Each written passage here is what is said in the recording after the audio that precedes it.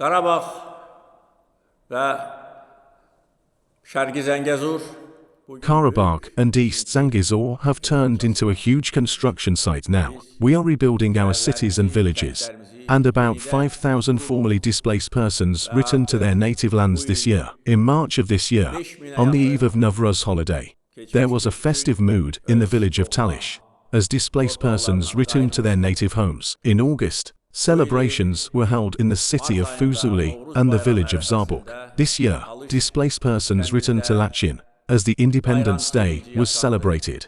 May 28 was a great holiday in Lachin. Prior to that, as you may know, displaced persons had settled down in the village of Agali. So, life has now returned to 5 residential settlements. I must also note that formerly displaced persons and refugees will return to several more residential settlements in 2024. I want to share the joyful news with them today and inform that the villages of Karkijahan, Malabayle and Tushsu will be completely restored and made available to the formerly displaced persons during upcoming year. Residents of Kojali and Konkendi will also return to their homes. In addition, several residential settlements will be ready to accommodate formerly displaced persons. We, the owners of these lands, are building and creating there. We are a nation of creators. For 30 years, the Armenians had been destroying our lands, razing our houses, historical buildings and mosques to the ground, committing acts of genocide against us, perpetrating the crimes of herbicide and ecocide. Our rivers have been poisoned and our forests have been destroyed.